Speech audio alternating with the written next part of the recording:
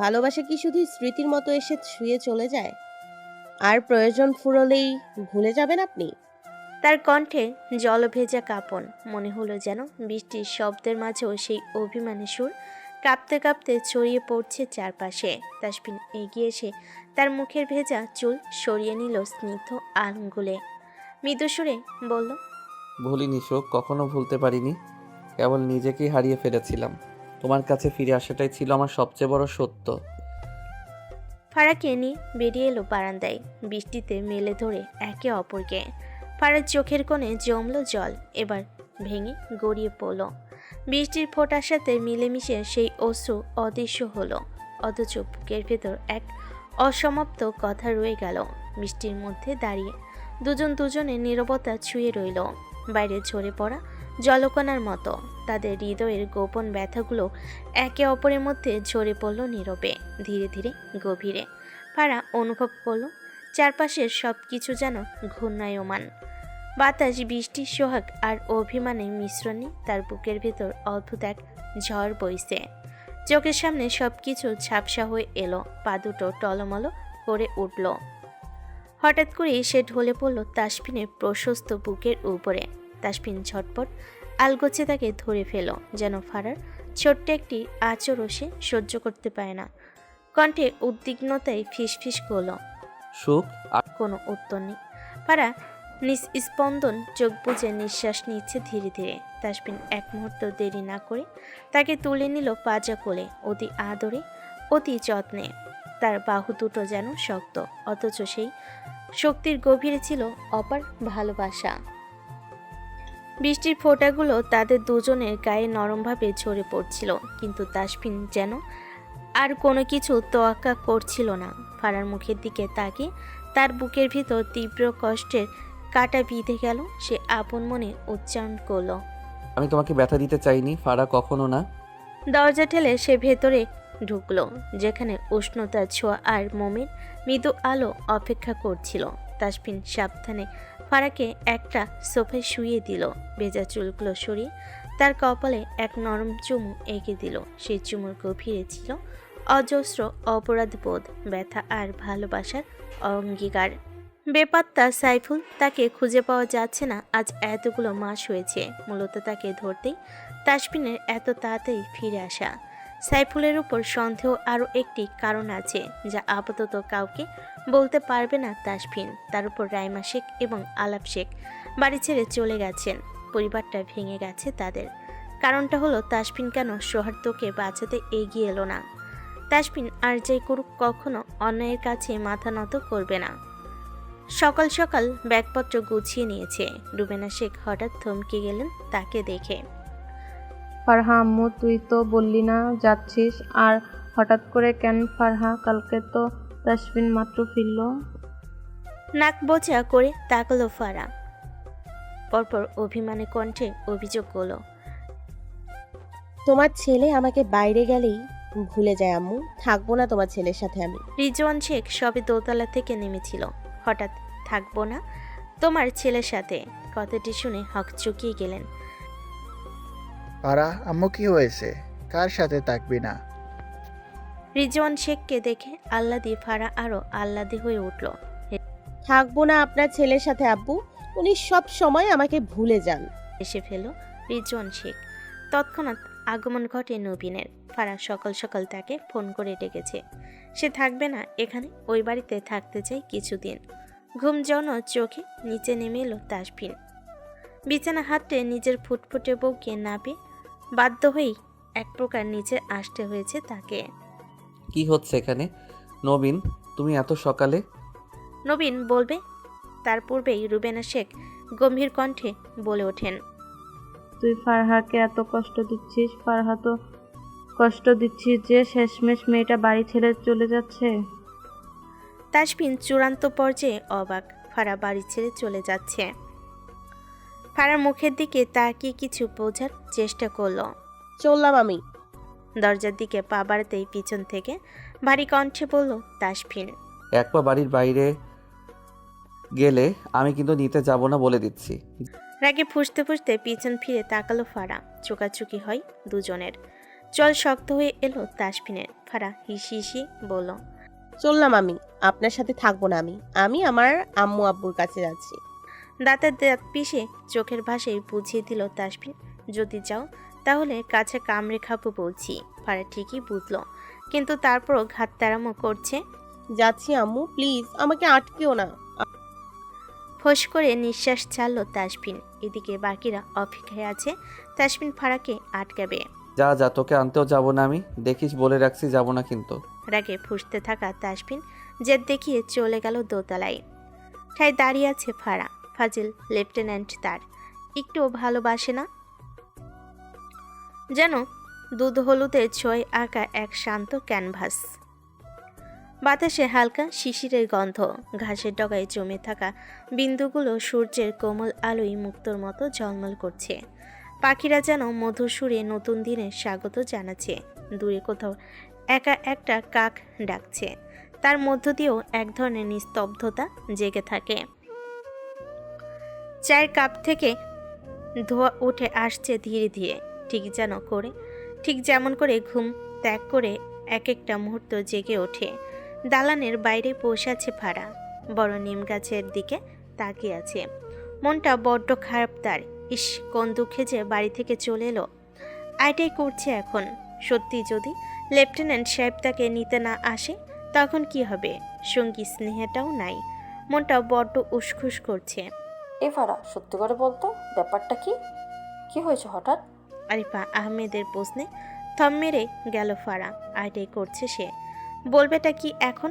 অবশ্যই এটা তার উচিত তাসফিনের উপর সব দোষ চাপিয়ে দেওয়া। ভ্যা করে কেঁদে উঠল ফারা। চমকে উঠলেন আরিফা আহমেদ। কি হলো তোর? কাঁদছিস কেন ওইভাবে? আম্মু, তোমার জামাই আমাকে একটুও ভালোবাসে না, বাইরে গেলেই ভুলে যায়। মেয়ের মুখে সোনার টুকরো জামের নামে অভিযোগ শুনে কিছুক্ষণের জন্য স্তম্ভিত হয়ে গেলেন। কি বলছিস এগুলো? হ্যাঁ আম্মু, সত্যি বলছি, তোমার জামাই আস্ত একটা শয়তান গো। আরিফা আহমেদ ফারার কথা বিশ্বাস করতে পারছে না, কিন্তু অবিশ্বাস করারও কারণ তো নেই। ইস, লেফটেন্যান্ট সাহেব কখন আসবেন আপনি? আমি সেই কখন থেকে আপনার অপেক্ষায় আছি। আপনি ছাড়া একটু ভালো লাগছে না, চলে আসুন না তাড়াতাড়ি প্লিজ। বিছানায় শুয়ে শুয়ে একাকীভাবে চলেছে ফারা। বাইরে ঘুটঘুটে অন্ধকার। ভাবতে ভাবতে কখন যে ঘুমিয়ে পড়ে খেয়াল নেই তার। সকালটা যেন ঘুম ভাঙা আকাশের মতো জমে থাকা মেঘ। সকালটা যেন ঘুম ভাঙা আকাশের চোখে জমে থাকা শেষ অশ্রুবিন্দুর মতো। মেঘলা আকাশে কোলে ঝিরঝিরে বৃষ্টি পড়ছে নরম ছন্দে। জানালার কাছে টুপটাপ শব্দ তুলে চারপাশে এক ধরনের ধোঁয়াটে আলো, নয় ঝলমলে, নয় অন্ধকার এবং কুয়াশার মতো একটা নরম পদ্মা গাছের পাতাগুলোর জলে ভিজে চকচক করছে। রাস্তার ধারে জমে থাকা বৃষ্টির ফোঁটায় প্রতিফলিত হচ্ছে সকালে ধূসর আভা। কাকভোরের পাখিরা আজ চুপচাপ, কেবল দূরে কোথাও এক আধটা পাখি ডাক ভেসে আসছে, তাও যেন গলায় বৃষ্টির সুর মিশে গেছে। দোতলার রেলিং ধরে দাঁড়িয়ে আছে ফারা। ওই তো বৃষ্টির পানি যে মাঝখান দিয়ে বড় পাইপের মাধ্যমে বাইরে চলে যাচ্ছে ভেতর থেকে। বাড়ির উঠোনে ভিজে আছে ফেলে রাখা চায়ের কাপ।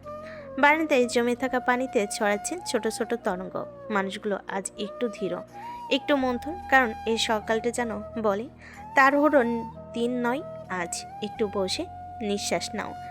এ এক বৃষ্টিমাখা সকাল, যেখানে প্রকৃতি জেগে উঠেছে একটু বেশি স্নিগ্ধ হয়ে।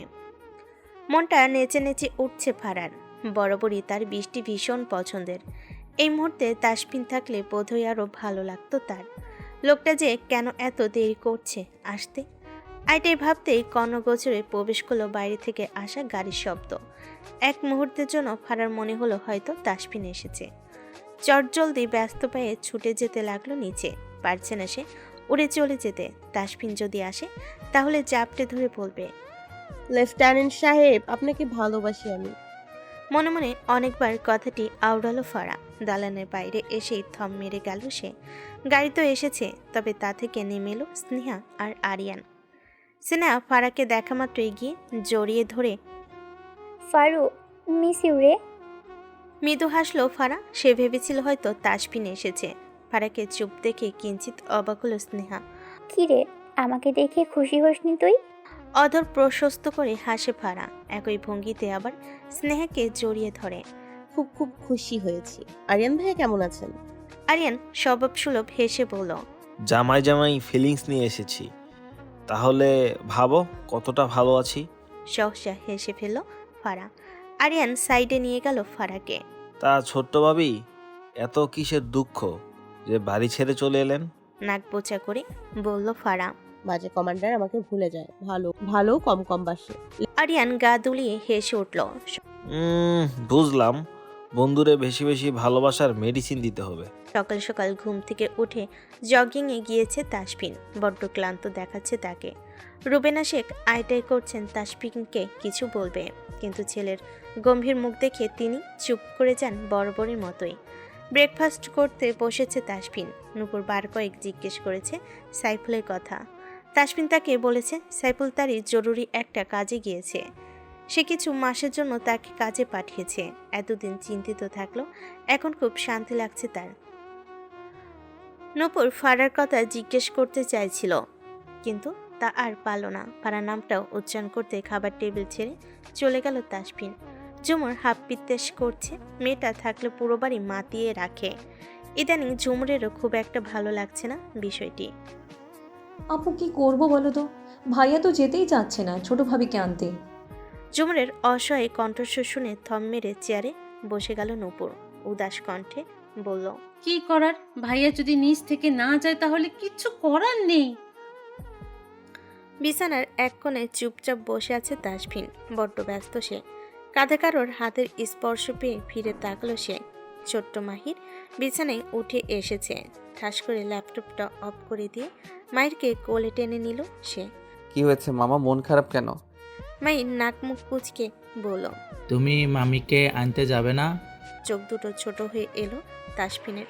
কিছুটা ভাবুক কণ্ঠে বলল। কেন নিয়ে আসবো? মাহির আদো আদো কণ্ঠে বলল, মামি আমাকে অনেক আদর করে। আচ্ছা মামা, তুমি হিংসে করো তাই না? কিঞ্চিত অবাক হলো তাসফিন। কপাল ভাঁজ করে শুধুই হিংসে? দিলে হাসে তাসফিন। কি বলবে এখন? ফারেছে তার বড্ড আদরে। তার আদরের ভাগ বসায় এই ছোট্ট আদরে মামাটা তার। তাই বলে কি সে হিংসে করে? দুহাতে মাহিরকে জড়িয়ে ধরল তাসফিন। সে আধো আধো কণ্ঠে বলল, মাহির মামা এগুলো কে বলেছে তোমাকে? আম্মু বলেছে। দরজার কাছে দাঁড়িয়ে থাকা নূপুর আর ঝুমুর চমকে তীক্ষ্ণ দৃষ্টি নিক্ষেপ করলো দরজার দিকে তাসফিন। ফাঁকা ঢোক গিল দুজনেই। এই মাহিরটা তাদের ধরিয়ে দিল। ইস, উফ ভাইয়া, ব্যথা পাচ্ছি, ছাড়ো। নূপুরের কান টেনে ধরে আছে তাসফিন। রাগে রিরি করতে করতে বলল, এসব শিখাচ্ছিস মাহিরকে? উফ ভাইয়া, কি করছো তুমি? মায়ের কানমূলো খেতে দেখে হেসে কুটি কুটি অবস্থা মাহিরের। প্লিজ ভাইয়া যাও না, ফিরিয়ে আনো ফারাকে। অনুনয় করে বলল ঝুমুর। নূপুরও একইভাবে বলল, হ্যাঁ ভাইয়া, প্লিজ যাও, ফারাকে ছাড়া কিছু ভালো লাগছে না। সূক্ষ্ম নিঃশ্বাস ফেলল তাসফিন। আমার কি বলেছিলাম চলে যেতে, ও তো চলে গেল। প্লিজ প্লিজ যাও না ভাইয়া, প্লিজ। তাসফিনের মনটা আইটাই করছে ফারার জন্য। সুখ যে তার বড্ড আদরের। ঠিক আছে, যাবো বিকেলের দিকে, রেডি হয়ে থাক তোরা। তাসফিন যাবে কথাটা জানতে খুব একটা সময় লাগলো না রুবেনা শেখের। খুশিতে গদগদ উনি। ঘটা করে বৃষ্টিকে আমন্ত্রণ জানাতে হয়নি, বিনা আমন্ত্রণে সাড়া দিয়েছেন তিনি। টুপটুপ করে ঝরে পড়ছে পৃথিবীর পৃষ্ঠে। গাছের পাতাগুলো ধুয়ে পানি ঝরছে। রাস্তার ধারে গর্তগুলোতেও পানি জমতে শুরু করেছে রীতিমতো। ইদানিং মেঘগুলো বড্ড দুষ্টু হয়ে উঠেছে।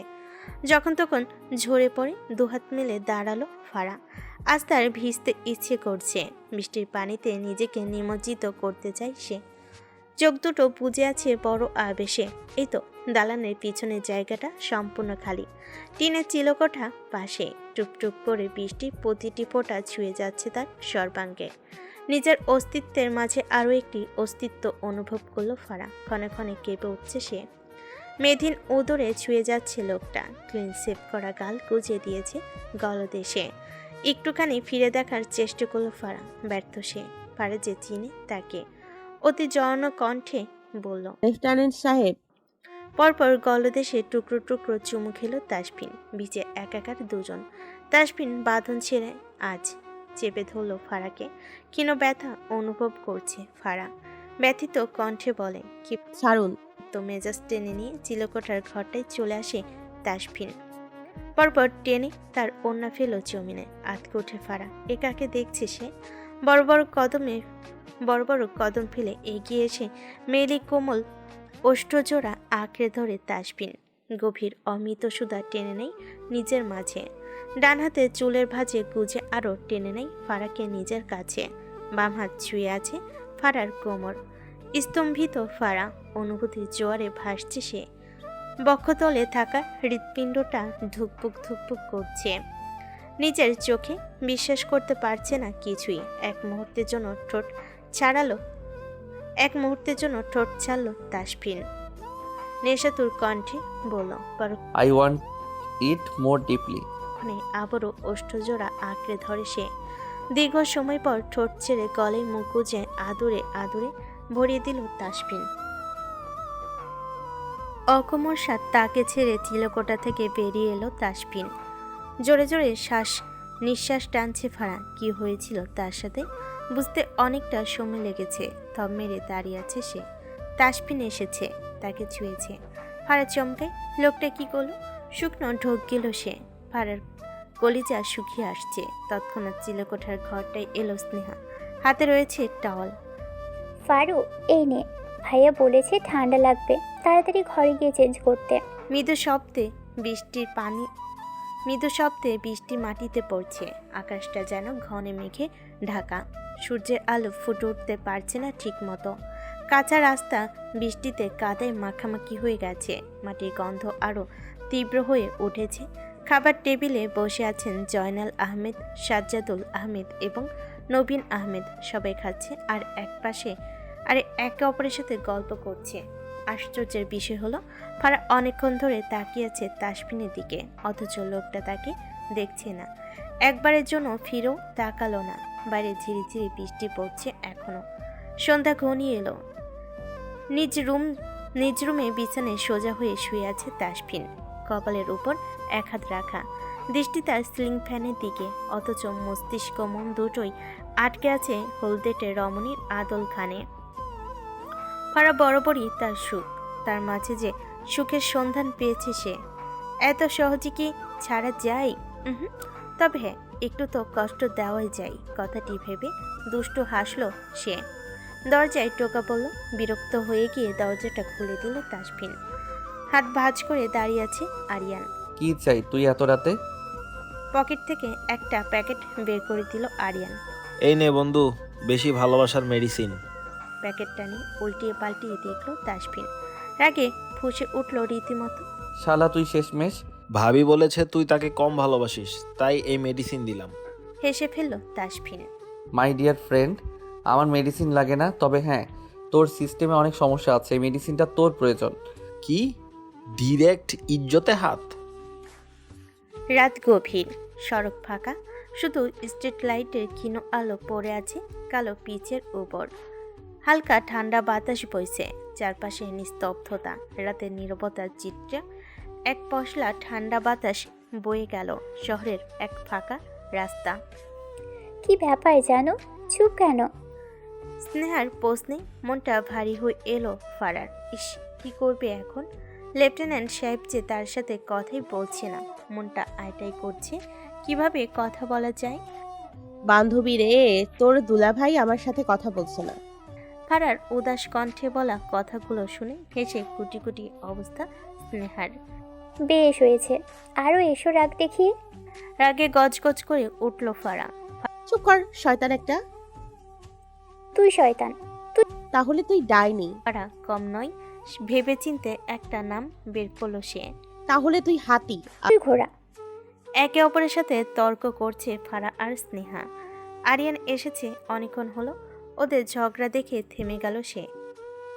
একজন আগুন তো অন্যজন আগুনের ফুলকি। আরে বেশ, কখন থেকে ঝগড়া করছো দুজনে? উফ, এই হাতি ঘোড়া কি এসব? তৎক্ষণাৎ থেমে গেল ফারা এবং স্নেহা দুজনেই। ফ্যাস ফ্যাস করে তাকিয়ে আছে একে অপরের দিকে। কিছু একটা ভেবে ফিক করে হেসে উঠল দুজন। আরিয়ান এসে চেয়ার টেনে বসলো। ফোঁস করে নিঃশ্বাস ছেড়ে বলল, এবার বলো বিষয়টা কি, কি নিয়ে এত মাতামাতি? স্নেহা ফারাকে উদ্দেশ্য করে বলল। এই ঢঙ্গি ভাইয়াকে রাগিয়ে দিয়েছে। বিস্ফোরিত নয়নে তাকালো আরিয়ান। কি, তাসফিন রাগ করেছে? ফারা অপরাধী কণ্ঠে বলল। আসলে আমি রাগ দেখিয়ে চলে এসেছি, তাই উনি রাগ করেছে। আহমক বনে গেল আরিয়ান। এক মিনিট, তুমি রাগ দেখিয়ে চলে এসেছো, কিন্তু তাহলে তাসফিন কেন রাগ করবে? আর রাগ করলেও আবার এসেছে কেন? হ্যাঁ, উনিও এসেছে, কিন্তু কেন সেটা জানি না। বুঝলাম এবার সবটা। আরিয়ান কেউ সময় ভেবে পড়ল। তাহলে তুমি গিয়ে বরং রাগ ভাঙাও। অধর প্রশস্ত হয়ে এলো ফারার। চট করে উঠে দৌড়ে উপরে যেতে লাগলো সে। রান্নাঘরে কাজ করতে ব্যস্ত আরিফা আহমেদ, হেল্প করছেন শাইলা আহমেদ। তিনি রান্না শেষ করেছেন অনেক আগেই। আরিফা আহমেদ তাসফিনের জন্য নিজের হাতে হালুয়া বানাচ্ছেন, তবে কিছুটা রাগ আছে তার উপর। ফারার বলা কথাগুলো ফেলতে পারছেন না তিনি, কিন্তু তাসফিনকে দেখা কখনো বোঝা যায় না সে এমন কিছু করতে পারে। চামচ নাড়তে নাড়তে ভাবনে মগ্ন আরিফা আহমেদ। ফারা ভালো থাকুক, তিনি সেটাই চান। আম্মু, পরিচিত কণ্ঠস্বর শুনে ঈশ্বর চমকালেন আরিফা আহমেদ। পিছন ফিরে দেখলেন তাসফিন দাঁড়িয়ে আছে। এখানে আসার পর থেকে তাসফিন একটা ব্যাপার লক্ষ্য করছে। আরিফা আহমেদ কথা বলছে না তার সাথে, বিষয়টি মোটেও পছন্দ হলো না ওনার। আম্মু আপনার কি হয়েছে? আসার পর থেকে একটাও কথা বলেননি। হালুয়াটুকু প্লেটে নিয়ে নিলেন আরিফা আহমেদ। ঘুরতে সামনে দাঁড়িয়ে থাকতে দেখে তাসফিন। বলবেন কি হয়েছে? রাগে ক্ষোভে কড়াভাবে বলেন আরিফা আহমেদ। কি হবে? কি হওয়ার বাকি আছে? আমি তোমার থেকে এসব মোটেও আশা করিনি। তাসফিন, তুমি কিনা শেষমেশ আমার মেয়ের সাথে এমন করলে? বড়সড় ধাক্কা খেল তাসফিন। সে করলোটা কি? আমি কি করলাম আম্মু? রাগটা থরথর করে বাড়ছে আরিফা আহমেদের। তুমি জানো তুমি ঠিক কি করেছো? হালুয়ার প্লেটটা তাসফিনের হাতে ধরি দিয়ে রান্নাঘর থেকে প্রস্থান করলেন তিনি। কিয়ৎ সময় থম মেরে দাঁড়িয়ে রইল তাসফিন। হালুয়ার প্লেটের দিকে তাকিয়ে ফিক করে হেসে ফেল। যাই হোক, তার শাশুড়ি কিন্তু বিন্দাস একজন মানুষ, কতটা স্নেহ করে তাকে। ইস, এই ফুরফুরে মেজাজের মহিলাটাকে তার দুষ্টু বউ কিনা কি বুঝিয়েছে আল্লাহ মালুম। বড়সড় এক নির্জন গোডাউনে নিজেকে লুকিয়ে রেখেছে সাইফুল। চারপাশটা নিস্তব্ধ, যেন নিঃশব্দে ওত পেতে আছে মৃত্যুর ছায়া। কনকনে ঠান্ডা বাতাস আর আধো অন্ধকার মিলেমিশে এক অদ্ভুত গুমট পরিবেশ তৈরি করেছে। বাতাসে ধুলো আর পুরনো লোহের গন্ধ সব মিলিয়ে যেন শ্বাস নিতে কষ্ট হয়। তার হৃদস্পন্দন যেন নিজের কানে শুনতে পাচ্ছে সে। বুকের ভেতরটা ধকধক করছে, প্রতিটা নিঃশ্বাসে আতঙ্ক ঢুকে পড়েছে আরও গভীরে। তাসফিন, সেই ভয়ঙ্কর নামটা এখন তার প্রাণপণে। বুকের ভেতরটা ধকধক করছে, প্রতিটা নিঃশ্বাসে আতঙ্ক ঢুকে পড়েছে আরও গভীরে। তাসফিন, সেই ভয়ঙ্কর নামটা এখন তার প্রাণনাশের মতোই পেছনে লেগে আছে। সে জানে ধরা পড়লেই শেষ। তাসফিন ক্ষমা করে না। নিজের অস্তিত্ব রক্ষায় মরিয়া সাইফুল এখন শুধুই বাঁচতে চায়। জীবনটা হঠাৎ করে এত দামি মনে হচ্ছে তার কাছে। চোখ বন্ধ করলে ভেসে আসে রক্ত বন্দুকের আওয়াজ, তাসফিনের সেই ঠান্ডা নির্মম চাহনি। আতঙ্ক তার শিরে শিরে ছড়িয়ে পড়েছে। আর সে গোডাউনের এক কোণে নিঃশব্দে কুকড়ে আছে কেবল একটু জীবনের আশায়। কপাল পেয়ে টুপটাপ করে ঘাম ঝরছে সাইফুলের। ঠান্ডা বাতাসেও শরীর ঘেমে একাকার। আতঙ্কের ঘাম, অনিশ্চয়তার ঘাম। এক হাতে কপাল মুছে অন্য হাতে বুক চেপে ধরে সে বসে আছে, যেন হৃৎপিণ্ডটা ছিঁড়ে বেরিয়ে আসার আগেই থামিয়ে দিতে চায়। মস্তিষ্কে হাজারটা চিন্তা একসাথে কিলবিল করছে। কি করা যায়? পালাবে নাকি এখানে থাকবে আরও কিছুক্ষণ? দরজার বাইরে যদি কেউ পাহারা দেয়, যদি তাসফিন এখনই হানা দেয়। ভাবনা ভারে মাথা যেন ভারী হয়ে আসছে তার। সে জানে ভুল একটি হতে পারে, তার শেষ ভুল। তবুও তাকে সিদ্ধান্ত নিতে হবে এখনই, এই মুহূর্তে, কারণ সময় আর তাসফিন দুজনেই থেমে থাকবে না। সে যে রাফজালকে ধরে ফেলেছে, সেই রাফজাল যাকে ভাড়া করে কৃষ্ণপুরে তাসফিনকে মেরে ফেলতে চেয়েছিল সাইফুল, কিন্তু তার সম্ভব হলো কই? ফারাজি তাকে বাঁচিয়ে ফেলেছে। কি চাই? পুরুষালী কণ্ঠস্বরটা কানের ভেতর কাঁপন ধরিয়ে দিল। কেমন একটা রুক্ষতা, অভিমানের ঠান্ডা নাম যেন মিশে আছে তাতে। মুহূর্তে শরীরে জমে গেল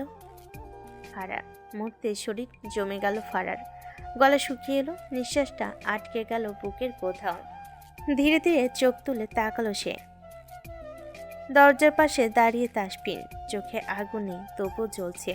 মুখে রাগ নেই, তবুও তার ঠান্ডা দৃষ্টিতে যেন চিৎকার লুকিয়ে আছে। তাসফিন তার রুমে এসেছে ঠিকই, কিন্তু তাতে কি? ওর চোখে চেহারায় এক চিলতে নরম ভাবও নেই। ফারার চোখ বলার মতো কিছু খুঁজে পায় না সে। একসময় যে মানুষটা একটু দূরে থাকলেই ব্যাকুল হয়ে পড়তো, আর সেই মানুষটা একই ছাদের নিচে থেকেও দূরে কেউ হয়ে গেছে। তাসফিন আলাদা ঘরে থাকছে, নিজের স্ত্রী, নিজের সংসার, তবুও সে যেন এই বাড়িতে একজন আগন্তুক, শুধু প্রয়োজন বলেই উপস্থিত হয়। অভিমান, রাগ, ব্যথা সব মিলিয়ে একটা ভারী অদৃশ্য দেওয়াল দাঁড় করিয়ে ফেলেছে সে ফারার চারপাশে। ফারা জানে এই দেওয়াল ভাঙ্গা সহজ হবে না, তবু তার চোখে এখনো একটা আশা, খুব নিঃশব্দ, খুব ছোট্ট একটা আশার আলো। ওই আসলে আমি এমনি। বড় বড় পা ফেলে ভেতরে চলে এলো তাসফিন। সেই পা অনুযায়ী পিছুতে লাগলো ফারা। পিছুতে একসময় দেওয়ালে পিঠ ঠেকে যায় তার। আমতা আমতা করে বলল, সরি, কি হো? আমি শুধু দেখতে এসেছিলাম। ভ্রু কুঁচকে নিল তাসফিন। আমি কি কোনো শোপিস? আমাকে দেখার কি আছে? আসলে আমি। বলো কি কি দেখবে? কিভাবে দেখবে? এখনই দেখাবো। লজ্জায় আড়ষ্ট হয়ে যায় ফারা। ছি, লোকটা কি সব বলে? আমি ওভাবে কিছু বলিনি। বের হও। হুম। বলছি ঘর থেকে বেরিয়ে যেতে। লজ্জায় অপমানে কেঁপে উঠল রমণী। আঁখি পেয়ে গড়িয়ে পড়ল কণা। যাও যাও, নিজের মতো করে থাকো, তোমাকে আমি ভুলে গেছি। রাগে গজগজ করতে করতে রুম থেকে বেরিয়ে এলো ফারা। অসভ্য লেফটেন্যান্ট সাহেব। আমি কখনো আসবো না আপনার কাছে, দেখে। ওকে। ঠাস করে দরজাটা বন্ধ করে দিল তাসফিন। বুকের ভেতর হো হো করে উঠল ফারার। এত নিষ্ঠুর হতেই হবে কেন এমন করে? লোকটা সবসময় তাকে কষ্ট দেয়। দরজা লাগিয়ে বিছানায় চুপচাপ শুয়ে আছে তাসফিন। মেজাজটা খারাপ তার। চলে যেতে বলেছে বলে কি যেতে হবে? একটু জোর দেখিয়ে তো থাকতে পারত। সে ফিরেছে আজ 2 দিন হলো, অথচ একটি দিন ঠিকমতো বুকে নিয়ে ঘুমাতে পারেনি। নিষ্ঠুর রমণী সে। ভালোবাসা কি বুঝে না? বাচ্চা বউ রাখা বড্ড কঠিন। ঠিকমতো ভালোবাসাটুকু দিতে চায় না। হাজারটা ভাবনা ভেবে কখন যে তাসফিন ঘুমের সাগরে ডুবে গেছে তার খেয়াল নেই। রাত ধীরে ধীরে ঢুকে পড়েছে নিজের গভীরতায়। নীরবতার চাদরে ঢাকা পৃথিবী যেন থেমে আছে আকাশের বুকে এক টুকরো রূপালি থালা। চাঁদটা ঠিক যেন বিষণ্ণ প্রেমিকার মতো নিঃশব্দে আলো ঢালছে নিচে। তার শুভ্রতা ছুঁয়ে যাচ্ছে ছাদ, জানালার কাছ আর গাছপালার পাতায় পাতায়। এক অপার্থিব শীতলতা ছড়িয়ে পড়ছে চারপাশে। আহমেদ বাড়ির প্রতিটি কোণ এখন নিস্তব্ধ। সবগুলো ঘর অন্ধকারে ডুবে। শুধু দূর থেকে ভেসে আসা কোনো পাখির ডাকে বোঝা যায় সময় এখন মধ্যরাতের কাছাকাছি। বাড়ির মানুষজন ঘুমের বিভোর, ঘুমে অবচেতন ফারা। তবে তড়ক করে তার মস্তিষ্ক জেগে উঠেছে। ঘুমের ঘরে কেউ যেন তাকে আলগোছে কোলে তুলে নিয়েছে। তা অনুভব করতে পারছে সে। চোখ দুটো মেলে রাখতে পারছে না কোনো মতেই। ঝাপসা দৃষ্টি, মুখটা পরিষ্কার হচ্ছে না আগন্তুকের। কে ছাড়ুন আমায়। আগন্তুক কি শুনলো? শোনেনি। নিয়ে চললো ফারাকে। ফারা কখন যে আবারও অচৈতন্য হয়ে যায় তার খবর নেই। সকাল সকাল ঘুম থেকে উঠতে গিয়ে আটকে গেল ফারা। আবছা আলো এসে মুখে উপচে পড়ছে তার। চোখ দুটো খিচিয়ে বুঝে নিল সে। জানালার কাছে পর্দাটা অল্প সরে যাওয়াতে আলো এসে পড়ছে মুখে। ধীরে ধীরে চোখ দুটো খুলে রাখার চেষ্টা করছে ফারা। সে যে কারোর বুকে লেপটে আছে তা বুঝতে আর বাকি নেই তার। লজ্জায় আড়ষ্ট হলো সে। ওনাটা অবহেলায় পড়ে আছে ফ্লোরে। নিঃশ্বাস ভারী হচ্ছে ফারার। বিবস্ত্র যুবককে দেখে হৃৎপিণ্ড প্রবল বেগে ধুকফুক করছে তার। ষষ্ঠ ইন্দ্রিয় বারবার বলছে সে এখানে এলো কি করে। কাল রাতের ঝাপসা দৃশ্য মনে পড়তে চোখ দুটো বড় বড় হয়ে উঠল তার। তবে কি তাসফিন তাকে নিয়ে এসেছে? এই লেফটেন্যান্ট সাহেব, ছাড়ুন আমায়। সরুন বলছি। তাসফিন ঘুমজনক কণ্ঠে বলল, নরেন আসুক, একটু ঘুমাই। বুকের ভেতর থক করে উঠল ফারার। ঘুমজনক কণ্ঠস্বর বুঝি এত সুন্দর। লজ্জায় মুচকি হাসল ফারা, তবে তার তাসফিনের অগোচরে।